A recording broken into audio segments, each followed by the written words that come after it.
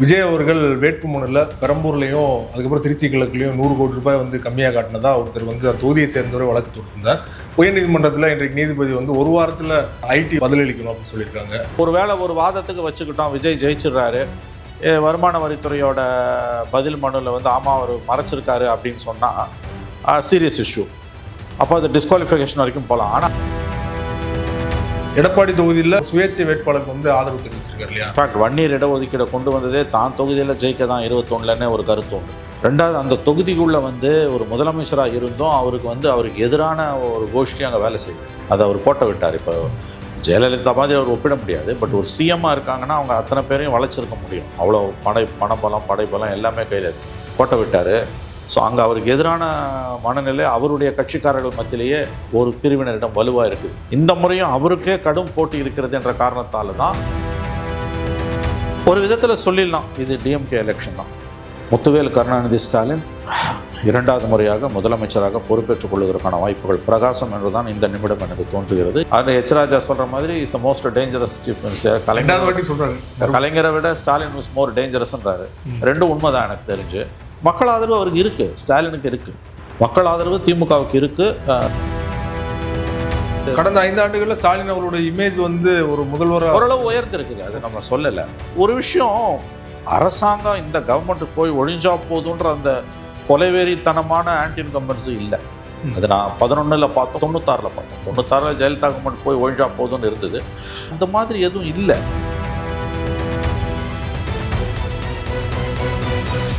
அரசியல் களம் நேயர்களுக்கு வணக்கம். இன்றைக்கு நம்ம நேர்காணலுக்காக மூத்த பத்திரிகையாளரும் அரசியல் திறனாய்வாளருமான திருமதி மணி அவர்கள் நம்மோடு இருந்திருக்கார். அவருக்கு பேசலாம். சார் வணக்கம். வணக்கம். விஜய் அவர்கள் வேட்புமனுல பெரம்பூர்லையும் அதுக்கப்புறம் திருச்சி கிழக்குலையும் 100 கோடி ரூபாய் வந்து கம்மியாக காட்டினதா ஒருத்தர் வந்து அந்த தொகுதியை சேர்ந்தவரை வழக்கு தொடுத்திருந்தார். உயர்நீதிமன்றத்தில் இன்றைக்கு நீதிபதி வந்து ஒரு வாரத்தில் ஐடி பதிலளிக்கணும் அப்படின்னு சொல்லியிருக்காங்க.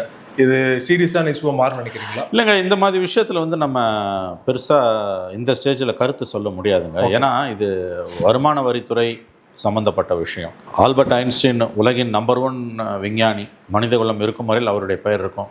அவர் ஒரு கட்டத்தில் சொல்வார், புரிந்து கொள்ள முடியாத விஷயம் என்னென்னா வருமான வரித்துறையோட சட்டங்களும் சார்ட்டர்ட் அக்கௌண்டன்ஸோட ஃபார்முலாஸும் தான் அப்படின்வார். வரி எவ்வளோ கட்டணும், வரி எவ்வளோ கட்டக்கூடாது, எந்த வரியிலேருந்து எதை கழிக்கலாம்.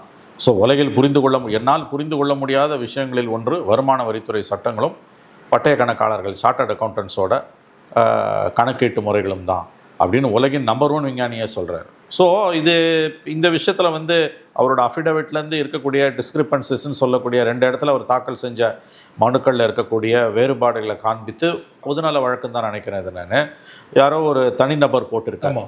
மேம்போக்காக பார்க்கும்போது அதில் 100 கோடி வித்தியாசம் இருக்க மாதிரி தெரியலாம். அது நீதிபதி பார்த்துட்டு ஆமாம் இது பெரிய விஷயம் தான் சொல்லியிருக்காரு.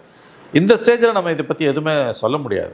இன்னும் இப்போது ஒரு வேளை ஒரு வாதத்துக்கு வச்சுக்கிட்டோம் விஜய் ஜெயிச்சிடுறாரு, வருமான வரித்துறையோட பதில் மனுவில் வந்து ஆமாம் அவர் மறைச்சிருக்காரு அப்படின்னு சொன்னால் சீரியஸ் இஷ்யூ. அப்போ அது டிஸ்குவாலிஃபிகேஷன் வரைக்கும் போகலாம். ஆனால் அதுக்கு முன்னால் பல ஸ்டேஜஸ் இருக்குது. அது அவங்க வந்து அவரோட இந்தியாவோட நம்பர் 1 வக்கீல்லாம் அவருக்காக வந்து ஆஜராவாங்க.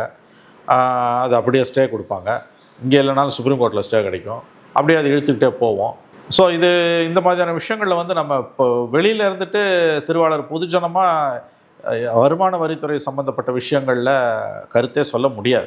அட்லீஸ்ட் ஒரு ஃபைனாலிட்டின்னு வாங்க, ஒரு ஒரு கீழமை நீதிமன்றத்திலேயாவது அதுக்கு வந்து ஒரு தீர்ப்பு வரணும். அது வராமல் சொல்ல முடியாது. இதுக்கு முன்னாடி இந்த மாதிரி ஏதாவது இல்லை, இது மாதிரிலாம் நிறையா வந்திருக்குதுங்க. இது ஒன்றும் புதுசே இல்லை. டிஸ்குவாலிஃபிகேஷன் இந்திரா காந்திக்கு 74 ஆச்சு, அவங்க வந்து 75 அவங்களுக்கு ஆச்சு, 71 தேர்தலில் அவங்க வந்து அரசு எந்திரத்தை ஜீப்பை பயன்படுத்துனாங்க. அவங்களுக்காக ஒரு அரசு அதிகாரி ஜீப்பை பயன்படுத்தி பிரச்சாரம் கேட்டாருன்றதான் சாராம்சம். அதில் தான் இந்திரா காந்திக்கு தேர்தல் செல்லாதுன்னு சொல்லி அலகாபாத் ஹைகோர்ட் ஜட்ஜ்மெண்ட் கொடுத்து அப்புறம் சுப்ரீம் கோர்ட்டில் அதுக்கு அவங்க ஸ்டே வாங்கி அதுக்கு மறைக்க தான் எமர்ஜென்சியை டிக்ளேர் பண்ணி இது 50 வருஷமாக நடந்திருக்கு. இந்தியா பூரா வந்து சில இடங்களில் வந்து இந்த மாதிரி வந்து தேர்ந்தெடுக்கப்பட்டது செல்லாதுன்னு சில பேரோட தலையெழுத்து தீர்மானிக்கப்பட்டிருக்கு. அதனால் இது ஒன்றும் மேட்டரே கிடையாது. இது நம்ம இந்த ஸ்டேஜில் பேச முடியாது. இதை எப்போ பேசலான்னா, விஜய் ஒரு வேளை ஜெயிச்ச பிறகு அந்த ஆமாம் அவர் அதை மறைச்சாருன்றது நிரூபிக்கப்பட்டதுன்னா, அவர் தோத்தாலும் ஜெயிச்சாருன்னா கண்டிப்பாக சிக்கல். வருமான வரித்துறையும் ஆமாம் அவர் சொத்து கணக்கை மறைச்சிருக்காரு அப்படின்றத நிரூபிக்குது, அந்த தகவல் உண்மைதான், மனுதாரர் போட்ட தகவல் உண்மைதான்னு சொன்னாங்கன்னா அப்போ மேற்கொண்டு விசாரணை எலெக்ஷன் கமிஷனுக்கு போகும். எலெக்ஷன் கமிஷனில் அவங்க ஆளுங்க வந்து அப்பியர் ஆகி சொல்லுவாங்க. அப்படி இல்லை இப்படி இல்லைன்னுவாங்க. சட்டத்தில் தான் 1000 ஓட்டை இருக்குது. ஏங்க ரசீது குத்து லஞ்சம் வாங்கின ஒரு முதலமைச்சர் அவங்க தப்பே செய்யலைன்னு உச்சநீதிமன்றம் சொல்லி விடுதலை பண்ணலங்க. ஆமாம் தப்பு தான் செஞ்சாங்க, அந்த நிலத்தை அவங்க திரும்ப கொடுத்துடணும்னு தீர்ப்பு கொடுத்த நாடு இது. டான்சி நிலத்தை ஜெயலலிதா வாங்கினப்ப உச்சநீதிமன்றத்தில் கீழ்கோர்ட்டில் 1 வருஷம் தண்டனை கொடுக்குறான், ஹைகோர்ட்டில் விடுதலை பண்ணுறான், சுப்ரீம் கோர்ட்டில் போய் 14 மாதம் ஜட்ஜ்மெண்ட் ரிசர்வ் ஆகி அதுக்கு பிறகு 2003 நவம்பர் 24 சுப்ரீம் கோர்ட் ஜட்ஜ்மெண்ட் கொடுக்குது. ஆமாம் அரசு நிலத்தை வாங்கினது அவங்க தப்பு தான், வாங்கியிருக்கக்கூடாது, அவங்க உடனடியாக அரசு நிலத்தை நாட்டுக்கு திரும்ப அரசுக்கு கொடுத்துடணும்னு தீர்ப்பு கொடுக்குறான். தூக்கி 3 வருஷம் 4 வருஷம் உள்ளே போட்டு டிஸ்குவாலிஃபை பண்ண வேண்டிய கேஸ். அப்போ தான் புதிய ஜனநாயகமும் புதிய கலாச்சாரத்தில் எழுதினான். ஏன்னா அப்போ திமுக போட்ட பெட்டிஷன் அது நல்லா எழுதியிருந்தான் தலையங்கம் புதிய கலாச்சாரத்தில். திமுகவோ உச்சநீதிமன்றத்திடம் முறையிட்டது. ஜெயலலிதா அரசு நிலத்தை வாங்கிவிட்டார், தண்டிக்க வேண்டும் என்று திமுகவோ உச்சநீதிமன்றத்திடம் முறையிட்டது. உச்சநீதிமன்றமோ ஜெயலலிதாவின் மனசாட்சியிடம் முறையிட்டது. ஒரு சிட்டிங் சீஃப் மினிஸ்டர் அரசு ஊழியர் அரசு நிலத்தை வாங்கக்கூடாதுன்றது தெளிவான சட்டம்.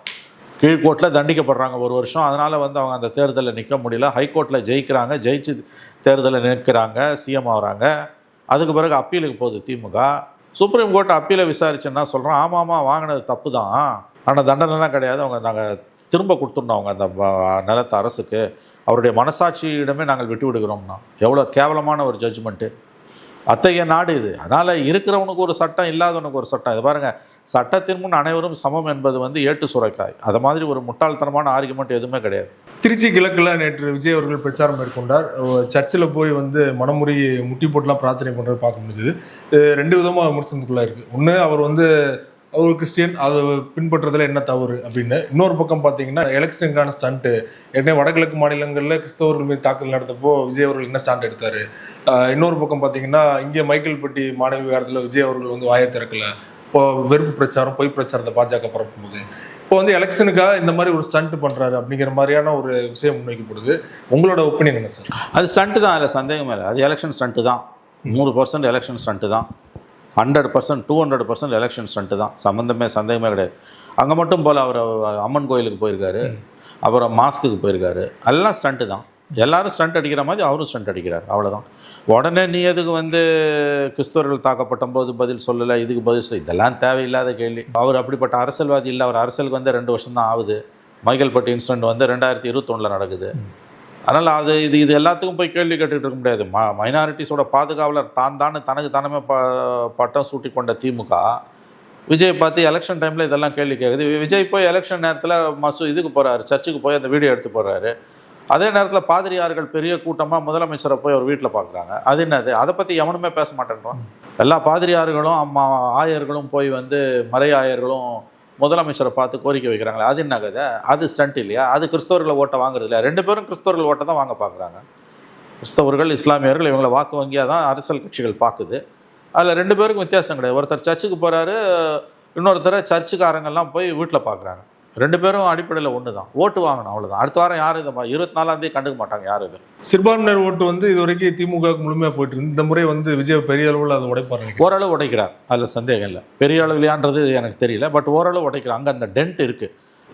கிறிஸ்தவர்கள் இஸ்லாமியர்கள் மத்தியில், இளைஞர்கள் மத்தியில், பெண்கள் மத்தியில், இஸ்லாமியர்கள் மற்றும் கிறிஸ்தவர்கள் பெண்கள் மத்தியில், குறிப்பாக இளைஞர்கள், இளம் பெண்கள் விஜயோட தாக்கம் அதிகமாக இருக்குது. நிச்சயமாக கடந்த காலங்களில் சொந்தம் கொண்டாடின மொத்த குத்தகையும் நான் தான் சிறுபான்மையினர் வாக்குகளுக்கு என்று மாறுதட்டி கொண்டு இந்த திராவிட முன்னேற்ற கழகம் இம்முறை அவ்வாறு செய்ய முடியாது. அது அவங்களுக்கே திமுகவுக்கு நல்லா தெரிந்த காரணத்தால் தான் அவர்கள் கதிகலங்கி போயிருக்கிறார்கள். அவர் சர்ச்சுக்கு போகிறாருன்னு தெரிஞ்சோடனே நீங்கள் பாதிரியாரை கூப்பிட்டு பார்க்குறீங்களா? என்னங்க இது? அதனால் சிறுபான்மையினர் மக்கள் மத்தியில் விஜயோட தாக்கம் கணிசமாகவே இருக்கிறது என்று நாம் சொல்லலாம். அது கணிசமாக இருக்கிறது என்பது அதிகப்படியான வார்த்தையாக இருந்தாலும் நிச்சயம் ஓரளவுக்கு இருக்கிறது. திமுகவுடைய வாக்கு வங்கிக்கு பாதிப்பை ஏற்படுத்தக்கூடிய அளவில் இருக்கிறது என்பதில் எந்த சந்தேகமும் வேண்டாம். விஜய் அவர்கள் 2 தொகுதியில் போட்டி போடுறாரு. பெரம்பூரில் எளிதாக வெற்றி பெற வாய்ப்பு இருக்கு. ஆனால் திருச்சி கிழக்கில் அவருக்கு ஒரு டஃப் ஃபைட் இருக்கும் அப்படின்னு சொல்கிறாங்களே, உங்களோட ஒப்பீனியன்? இல்லைங்க, எனக்கு இந்த தொகுதி வைஸ் எந்த கேண்டிடேட்டை பற்றி நான் பேச முடியலைங்க எனக்கு. ஏன்னா நான் களத்துக்கு இந்த தடவை போகல, நான் ஃபீல்டுக்கு இந்த தடவை போகல. அதனால் என்னால் கிரவுண்ட் சுச்சுவேஷன் ஒவ்வொரு கேண்டிடேட்டுக்கும், இண்டிவிஜுவல் கேண்டிடேட்ஸுக்கு இவருக்கு வாய்ப்பு அதிகம் அவருக்கு வாய்ப்பு அதிகம்னு என்னால் பேச முடியாது. ஏன்னா யாரை பற்றின எந்த தரவுகளுமே என்கிட்ட இல்லை. ஏன்னா முக்கியமான வேட்பாளர்களை பற்றின 2 பட்ட தகவல்களுமே வருது. அதனால் அதில் குறித்து கருத்து சொல்வது நியாயமானதாக இருக்காது. எடப்பாடி தொகுதியில் விஜய் வேட்பாளர் கடைசி நேரத்தில் பிரச்சனை, அதற்கு நான் ஒரு மாற்று வழி வச்சிருக்கோன்னு சொல்லிட்டு தொடர்ச்சி ஆதரவு பேசியிருந்தேன். அந்த சூழலை அந்த தொகுதியில வந்து ஒரு சுயேட்சை வேட்பாளருக்கு வந்து ஆதரவு தெரிவிச்சிருக்காரு இல்லையா? இந்த ஆமாம், அது வேறு வழி இல்லை. ஃபேஸ் சேவிங்னு வாங்க, எப்படியா முகத்தை காப்பாற்றிக்கணும். அந்த கேண்டிடேட்டை தூக்கினே போயிட்டாங்க. அது ரொம்ப அநியாயமான ஒரு விஷயந்தான். மற்ற எந்த தொகுதியிலும் நடக்காத அட்டூழி அங்கே நடந்திருக்கு. ஸோ எடப்பாடி தொகுதியில் அது நடந்திருக்குது. சுதாகரனை ஜெயலலிதா வளர்ப்பு மகனை திடீர்னு தத்தெடுத்த மாதிரி யாரோ ஒரு சுயேட்சையாக தத்தெடுத்து கொண்டார் விஜய். அது என்ன பாதிப்பை ஏற்படுத்தும் நமக்கு தெரியல. ஏன்னா விசில் அங்கே கிடையாது. ஆமாம், சிம்பிள் தொலைக்காட்சியோ அதை ஒரு அவ்வளோதான். அப்போ இண்டிபெண்ட் தான் அவங்க. ஸோ அது அங்கே ஒன்றும் பெரிய பாதிப்பை ஏற்படுத்த வாய்ப்பு குறைவுன்னு தான் இங்கேருந்து பார்க்கும்போதே நமக்கு தெரியுது. அது காரணம் வந்து பெரிய மார்ஜினில் ஜெயிக்கணும். ஏன்னா கண்டிப்பாக அவர் ஜெயிக்க போகிறது உறுதியாயிடுச்சு. பெரிய மார்ஜினில் ஜெயிக்கணும் அப்படிங்கிறதுக்காக ஒருவேளை பண்ணியிருந்தாங்க. தெரியல சிவா, அது பெரிய மார்ஜினா அல்லது வெற்றியே சேலஞ்ச் ஆகுதான்னு தெரியல. சேலஞ்ச் ஆகும் அங்கே டஃப். ஏன்னா அங்கே உள்ளுக்குள்ளே ஏடிஎம்கேல 2 பிரிவு இருக்குன்றாங்க. அவர் இன்ஃபேக்ட் வன்னியர் இடஒதுக்கீடை கொண்டு வந்ததே தான் தொகுதியில் ஜெயிக்க தான் 21லன்னே ஒரு கருத்து உண்டு. ஓகே, இந்த 10% வன்னியர் இடஒதுக்கீடு கொண்டு வந்தார்ல, இந்த ஒதுக்கீடே வந்து 21ல் தான் தொகுதியில் மட்டும் ஜெயிக்க தான் அதை கொண்டு வந்தார்னு ஒரு பரவலான கருத்து நிலவுது. ரெண்டாவது, அந்த தொகுதிக்குள்ளே வந்து ஒரு முதலமைச்சராக இருந்தும் அவருக்கு எதிரான ஒரு கோஷ்டி அங்கே வேலை செய்யுது. அதை அவர் கோட்டை விட்டார். இப்போ ஜெயலலிதா மாதிரி அவர் ஒப்பிட முடியாது. பட் ஒரு சிஎம்மாக இருக்காங்கன்னா அவங்க அத்தனை பேரையும் வளைச்சிருக்க முடியும். அவ்வளோ பணபலம் படைபலம் எல்லாமே கையில் கோட்டை விட்டார். ஸோ அங்கே அவருக்கு எதிரான மனநிலை அவருடைய கட்சிக்காரர்கள் மத்தியிலேயே ஒரு பிரிவினரிடம் வலுவாக இருக்குது. ஸோ அவர் 21ல் அந்த வன்னியர் இடஒதுக்கீடு அவர் கொண்டு ஜெயிப்பதுக்காக கொண்டு வந்ததுன்னு ஒரு கருத்து இருக்குது. அது மற்ற இடங்களில் பேக் ஃபயர் ஆச்சு அவங்க. ஆனால் அங்கே ஜெயிச்சாங்க. இந்த முறையும் அவருக்கே கடும் போட்டி இருக்கிறது என்ற காரணத்தால் தான் சில பல சம்பவங்கள் நடந்ததுன்னா என்று பரவலாக ஒரு கருத்து வந்து அதிமுகவினர் மத்தியிலேயே நிலவுது. இந்த தேர்தல் வந்து பொதுவாக நீங்கள் உட்பட நிறைய பேசிட்டீங்க, கணிக்க முடியாத ஒரு தேர்தலாக இருக்கு அப்படின்னு. ஏன் கணிக்க முடியல? ஏன் முடியலன்னா இவர் எல்லாரும் ஓட்டையும் உடைக்கிறாரு. விஜய் எல்லாரும் ஓட்டையும் உடைக்கிறாரு. கோர் ஏடிஎம்கே ஆன்டி இன்கம்பன்சி மட்டும் உடைக்கல, கோர் டிஎம்கே ஓட்டையும் பரம்பரை திமுக ஓட்டையும் உடைக்கிறார். பாரம்பரிய திமுக காரன் 40 வருஷமா 50 வருஷமா திமுகவில் இருக்கவங்க ஓட்டையே 10 ஓட்டு இருக்குன்னா 7 ஓட்டை உடைக்கிறார். இளைஞர்கள் ஓட்டுலாம் போகுது, பெண்கள் ஓட்டு போகுது அப்படின்னு தான் நம்ம இப்போதைக்கு நினைக்கிறோம். பல பப்ளிக் ஒப்பீனியன் பார்க்குறோம், மைக்கு நீட்டினால எல்லாம் விஜய்னு பெரும்பாலான. ஆமாம், அது எந்த லெவலுக்கு பூத்தில் வந்து நிற்கும். அது ஃபுல்லாக வர வேணாம், ஒரு 50% விஜய்க்கு வந்து விழுந்தாலே கூட வந்து பாதிப்பு வந்து 2 பேருக்கும் இருக்கும். அதிகமாக எதிர்கட்சிகளுக்கு பாதிப்பு இருக்கும். என்னுடைய கருத்து நான் இந்த நிமிடம் வரை நான் சொல்கிறேங்க. என்னுடைய கருத்து இந்த நிமிடம் வரை வந்து இது 4 முனை போட்டி என்றாலும் இது வந்து இவர்களுக்கு வந்து திமுகவுக்கு வாய்ப்பு அதிகம். ஏன்னா அவங்களுக்கு எதிரான ஓட்டு 3ஆக உடையிறது, சில இடங்களில் 6ஆக உடையிற காரணத்தால் திமுக தப்பி பிழைத்து விடும். இவ்வளோ தூரம் எதிர்கட்சி கட்சிகள் வந்து ஆளுங்கட்சிக்கு எதிரான வாக்குகள் சிதறதுன்னா அது ஆளுங்கட்சிக்கு தான் லாபம். ஸோ கடந்த காலங்களில் இல்லாத ஒரு பெரிய அட்வான்டேஜ் திமுக என்னென்னா அவங்களுக்கு எதிரான வாக்குகள் 3ஆக உடையுது. அதுவும் சரிபாதியாக என்று சொல்ல முடியாட்டாலும் கணிசமான அளவு அதிமுக கூட்டணிக்கு, திமுகவோட பிரதான எதிரி அதிமுக, அங்கே போக வேண்டிய ஓட்டை விஜயும் கணிசமாக எடுக்கிறாரு. ஒரு பக்கம் சீமானும் எடுக்கிறார். சில தொகுதிகளில் ஒரு 20 30 தொகுதிகளில் வந்து சசிகலா, ராமதாஸ், வேல்முருகன் அண்ட் கிருஷ்ணசாமி ஒரு 20 தொகுதியில் அவங்க எடுக்கிறாங்கன்னா கூட வந்து 6 முனை போட்டியாகவே இது மாறும். அவங்க உடைக்கிற ஓட்டு எல்லாமே திமுக எதிரான ஓட்டு. ஓகே, ஸோ இப்படி பார்க்கும்பொழுது வந்து இந்த நொடி தேர்தல்களுக்கு இன்னமும் வந்து கரெக்டாக இன்னும் 3 நாள் இருக்குது. நாளையோட பிரச்சாரம் முடியுது. 72 மணி நேரம் இருக்குது. என்னுடைய கணிப்பு, என் அனுபவத்தில் நான் பார்த்த வகையில் சொல்வது, வாக்குகள் பெரும்பாலான தொகுதிகளில் 4ஆக உடையிறதாலையும் சில தொகுதிகளில் 10% தொகுதிகளில், குறைந்தது 10% தொகுதிகளில், மொத்தமுள்ள 234 10% தொகுதிகளில் 7ஆக உடையிறதாலையும் இது திமுகவுக்கான தேர்தல். திமுக எப்படியும் ஆட்சியை தக்க வைத்துக் கொள்ளும். 118 வாங்கினா சிம்பிள் மெஜாரிட்டி. இப்போ 135 என்னமோ இருக்குது கூட்டணியை அந்த சிம்பிளில் நின்றவங்களை சேர்த்து.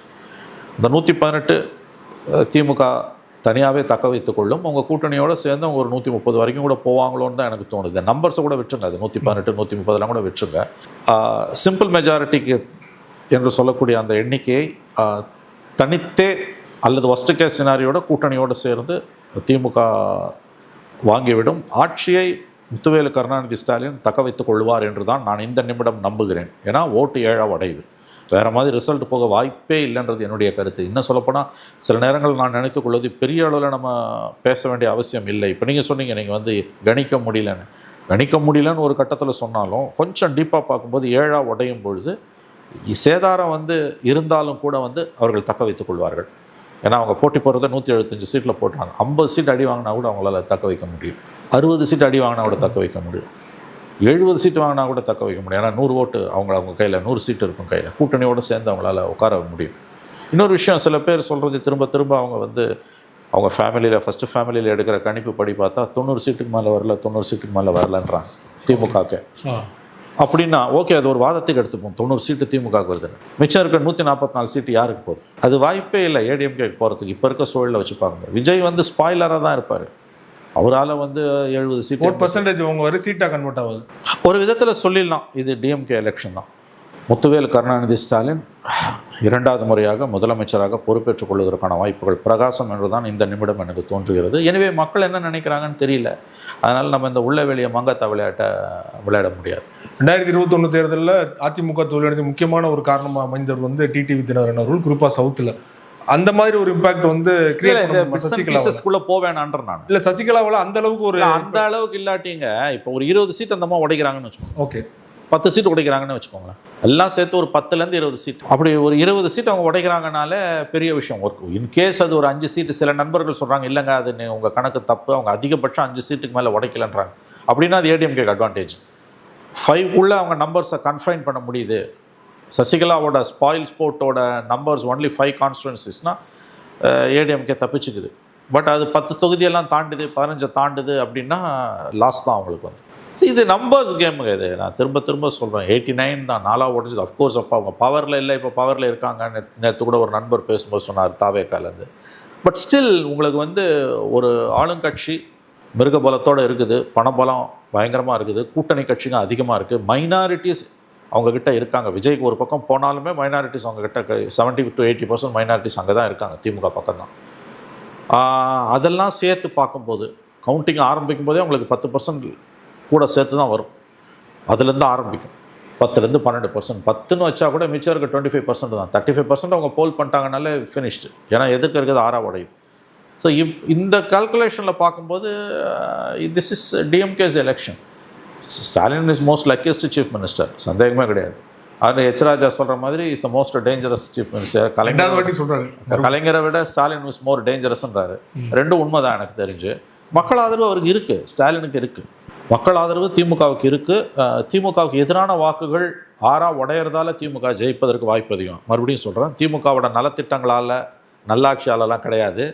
திமுகவுக்கு எதிரான வாக்குகள் 6 உடையிறதால திமுக ஆட்சியை தக்க வைத்துக் கொள்வதற்கான வாய்ப்புகள் பிரகாசம். அப்படி தான் நான் இந்த எலெக்ஷனை இந்த நிமிடம் நான் வந்து எடை போடுறேன். எனவே மக்கள் என்ன நினைக்கிறாங்கன்றது, கடந்த 5 ஆண்டுகளில் ஸ்டாலின் அவரோட இமேஜ் வந்து ஒரு முதல்வராக ஓரளவு உயர்ந்திருக்குது. அதை நம்ம சொல்லலை.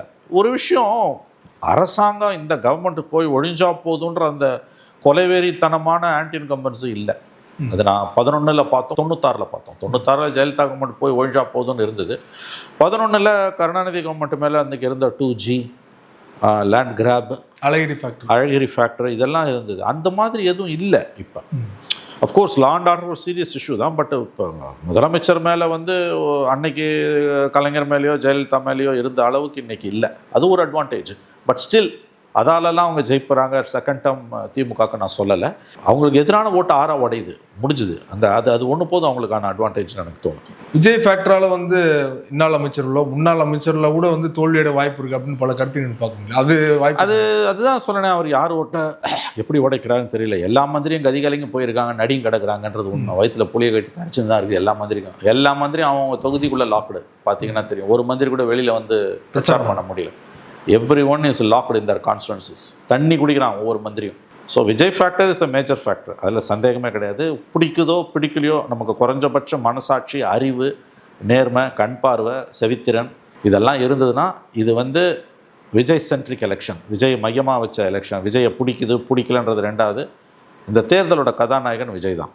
ரொம்ப நன்றி சார், உங்கள் நேரத்தை ஒதுக்கி பல்வேறு தகவல் எங்களோட பகிர்ந்து கொண்டு.